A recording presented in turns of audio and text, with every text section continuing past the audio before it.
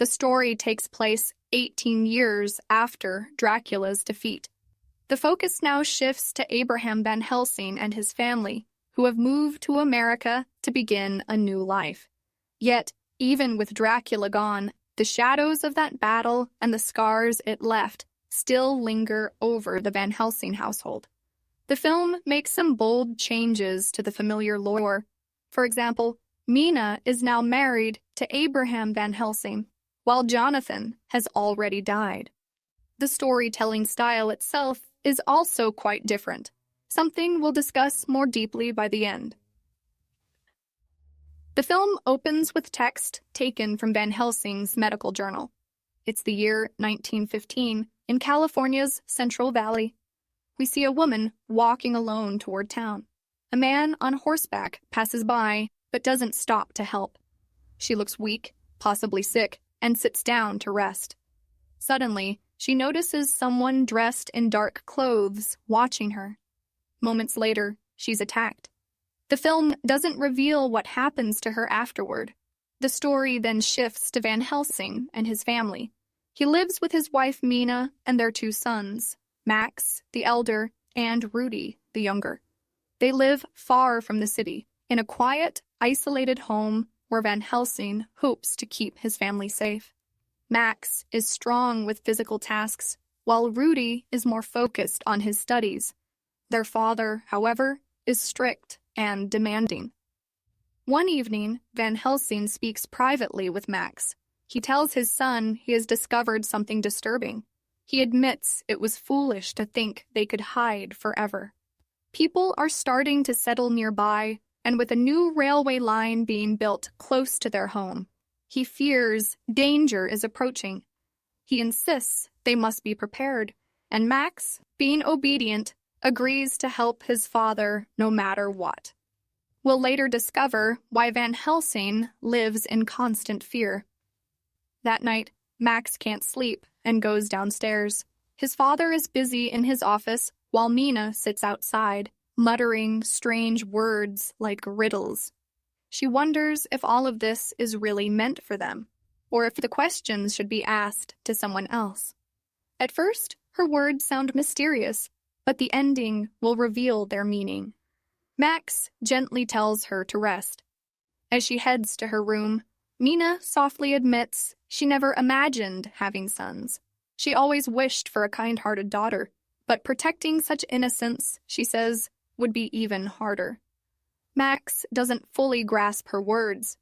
The next day, Van Helsing speaks to Max about their past.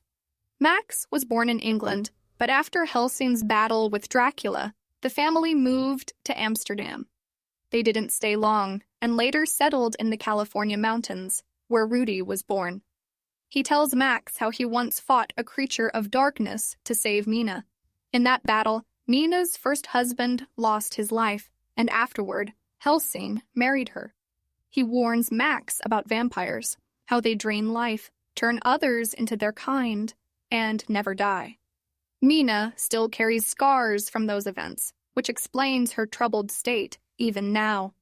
During their talk, a girl named Elsie arrives with her injured brother. A heavy object had fallen on him, and she had been told a doctor lived nearby. Helsing treats him in his own unusual way, but advises her to take him to the town hospital.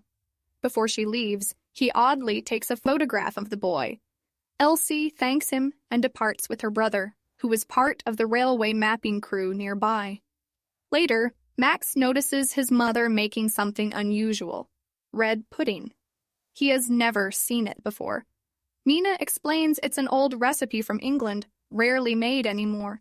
A story connected to Dracula can never avoid the subject of blood. Mina loved her children deeply, and she loved Van Helsing too, but it was clear she was hiding many secrets within herself. While preparing the pudding, a bat suddenly flies into the house. The sight terrifies Mina. She instinctively clutches her neck, haunted by old memories of Dracula. A while later, the bat dies, and Max quietly buries it outside. By this point, the film leaves us uneasy, wondering what will come next. One night, Rudy asks his brother if he truly believes in the creatures their father spoke of. Had he ever actually seen one? Max replies that it doesn't matter what he believes. Their father always said those things never appear uninvited. But Rudy isn't convinced. He admits he often hears strange sounds at night, crying, scratching, noises like an animal, but not any animal he knows. Max doesn't believe him and scolds him, warning him not to talk about it again. Rudy falls silent, disappointed. The next day, Elsie returns to thank Van Helsing, bringing cookies. She meets Mina, who is impressed by Elsie's confidence, working alongside men in such a tough job. As Elsie leaves, Mina holds her hand and warns her to be careful, because dangerous things come out at night. The warning unsettles Elsie, though she doesn't fully understand it. What Mina doesn't realize is that meeting Elsie will soon change her outlook in unexpected ways. The next day, Max and Rudy sit down to do homework. Max struggles with his math problems, and Van Helsing scolds him harshly. Mina, however, is the opposite. She treats her children with warmth and patience. She reminds Max that Van Helsing once saved her from a great evil, clearly hinting at Dracula. She explains that Van Helsing only wants to protect their family. Then Mina says something important, a clue for the audience. Only she and Van Helsing had truly seen the monster's real face. No one else. The meaning of this will become clear by the end. Van Helsing rarely allows his sons to leave home, so they spend most of their time inside. One evening, Rudy tells Max he hears strange sounds in the distance and asks what's really happening. In truth, they were the noises of nearby workers, but Max doesn't give him much explanation.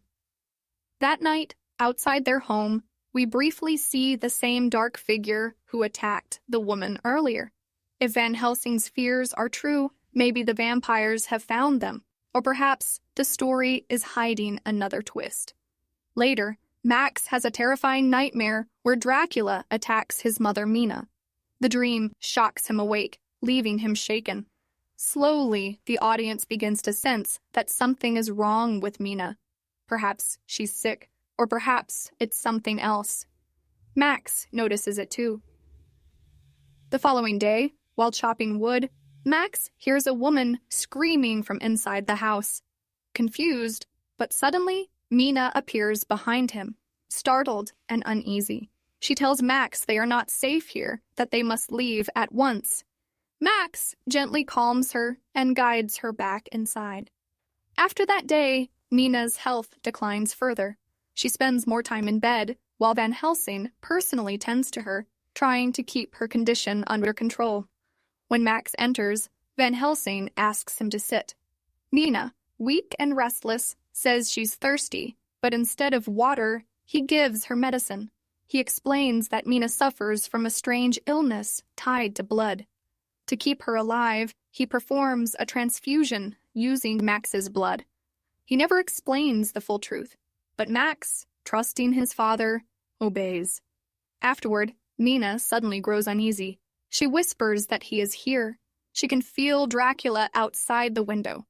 Max moves to open the curtain, but Van Helsing warns against it, saying the light will harm her. When Max peeks, no one is there, leaving both him and the audience confused. Still, Max believes his father. Determined to protect his mother, he begins guarding the house like a soldier. The next day, while playing, Rudy sneaks into their father's office. Max rushes after him, and in the chaos, a framed photo of Mina shatters. Max scolds Rudy, reminding him no one is allowed in this room. Suddenly, they spot a woman's hands in the basement, chained and reaching out. She crawls toward them, sending chills down their spines. Terrified, Max slams the door shut. Yet, he can't stop wondering who that woman really was. Rudy, shaken but curious, whispers that maybe she's the very creature their father had warned them about.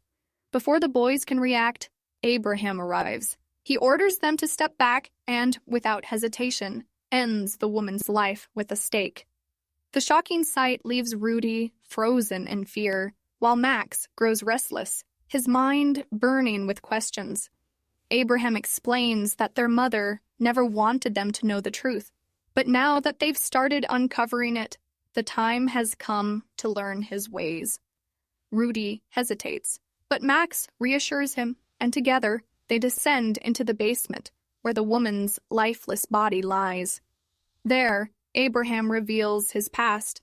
He was once a hunter of the undead, creatures people now call vampires. He claims to have destroyed more than 13 of them, including Mina's first husband, Jonathan Harker. Afterward, he married Mina and began teaching others how to protect themselves. He explains he had been watching this woman for days. Bite marks on her neck showed she was changing, though he never found the one who attacked her.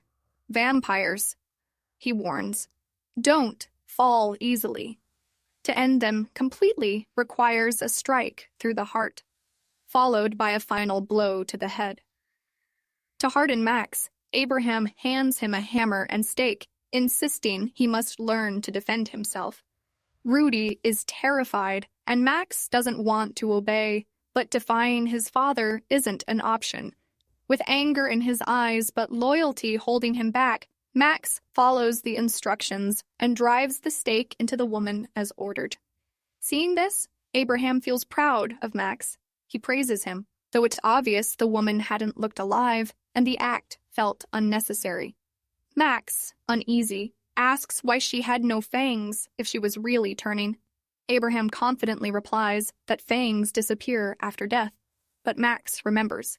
She never had them, even when alive. Abraham then orders Rudy to bring the situation to an end. Rudy panics and refuses. Max offers to do it instead, but Abraham insists Rudy must learn. When he forces Rudy, Max shoves his father away to protect his brother. Enraged, Abraham slaps Max, leaving him glaring back in anger. Later, Abraham shifts the blame, telling Max, "Look what you made me do." He never admits his own faults. Max snaps, saying he wants to leave this house and escape all of it. Abraham, arrogant, replies that he can go if he wants. They don't need him. Deep down, though, he knows Max will never leave. He's been raised isolated, always dependent on his father. That night, Abraham makes Max help bury the body. Afterward, he tells him that with time, this work will become easier and that he is proud of him. These are words every son longs to hear, but Max's expression reveals the opposite. He now feels nothing but disgust for his father. Back at the house, the family visits Mina, whose health is worsening. She tells Abraham about a dream, Dracula coming into her room. She asks if he remembers that night. Abraham says he does, but Mina's tone turns cold. She accuses him of not saving her, but of trapping her in a darker prison of his own making. Shocked, Abraham can only stare as she demands to be left alone. Max later apologizes to Rudy, but Rudy has already turned against him for not listening. Abraham, noticing both boys are starting to doubt him, tries to hold their trust. He warns them about vampires, creatures that strike in the shadows, things you must believe in, even without proof. He admits to Max that he was harsh, and now promises to be gentler, hoping to keep control through kindness. Max doesn't fully trust this change. While out walking, he runs into Elsie. She asks why they live so far from everyone else. Max replies that they prefer it that way. But in their talk, he admits his mother is very sick, something he has never seen before. Elsie feels sorry for him. That same afternoon, Mina passes away. Abraham breaks down in grief, and the family mourns, giving her a traditional funeral. That night, Max dreams of Mina riding with a horseman, her neck marked by strange bites. He wakes, terrified, unsure of what the vision means. Later, he goes to Rudy, who is still angry. Rudy reminds Max that he once wanted to leave. Was that true? Max says yes, because their father's actions are unbearable, and he no longer accepts them. He promises Rudy that if he ever escapes, he will take him along. But Rudy shakes his head, saying he doesn't believe him, because no matter how much Max hates what's happening, he never truly stands against their father. Max feels hurt, and just then he sees a car approaching. It's Arthur, an old neighbor from London. Max recognizes him, and Arthur expresses sorrow over Mina's passing, even inviting Max to visit London someday. Abraham leads Arthur inside. Arthur explains why he came. Long ago, Abraham had taught others how to fight the undead. In Dracula, we saw that when Lucy was infected, Arthur stood beside Abraham. Under his guidance, Arthur ended his own wife's life, believing it would save her soul. Even now, years later, that memory still torments him. He tells Abraham, "I only did this because I trusted you, but I've changed. Tell me honestly, was what I did a sin? I took the life of someone who had done no wrong." Abraham explodes in anger, calling him weak. Arthur pleads with him to stop this madness, warning that people no longer believe his ways. But Abraham insists he was right. Lucy was a monster. Arthur fires back, asking, "And what about Mina? Was she a monster too?" Enraged, Abraham throws him out of the house. Max overhears it all and confronts his father. Abraham dismisses Arthur as insane and shows Max his diary. Inside are photos of people Abraham claimed were vampires, most of them women. He insists these are proof of the danger, warning that the new railroad will bring the threat directly to them. His plan: destroy them all before they reach the family. But Max finally stands up to him. He declares that the sick ones weren't those people. It was Abraham himself. The real danger isn't outside, it's within their home. He accuses his father of isolating Mina, of breaking their family apart, and demands that this madness end.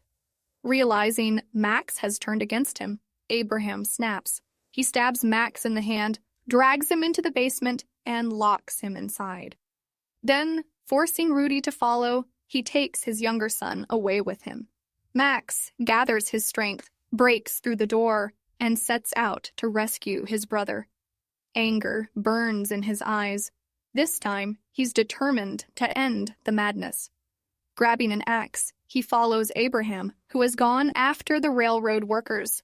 The scene shifts to Elsie and her brother, sitting near their camp.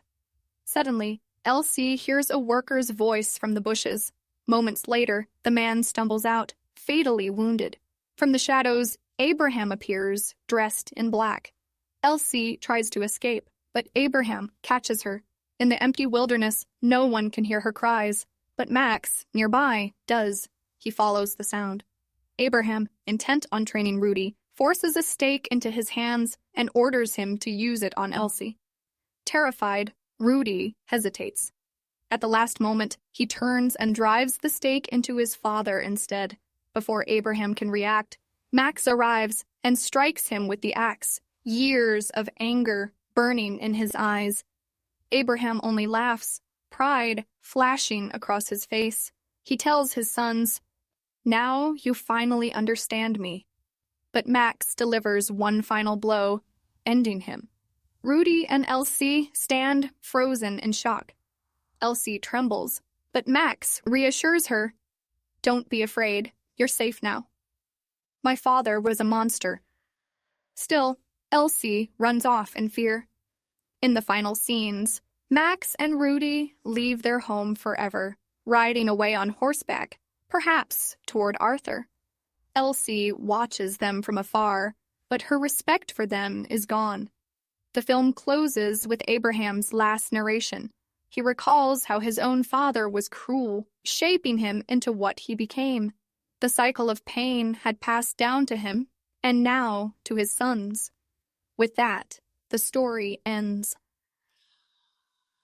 The story leaves us with many unsettling questions. It is presented in a psychological way. Was Abraham truly a vampire hunter, or just a mentally disturbed man who harmed women?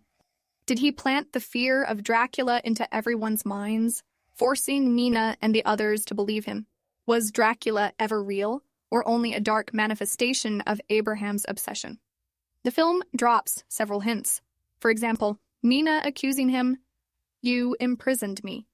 Throughout the story, there is never a solid clue proving vampires exist.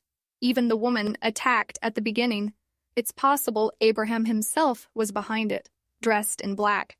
And Mina, who clearly needed medical help, was never properly treated by him. Instead, she weakened and died. All of this makes the film incredibly deep. It blurs the line between reality and fantasy, leaving us to wonder, was this truly a fight against creatures of the night, or the tragedy of a family destroyed by one man's madness?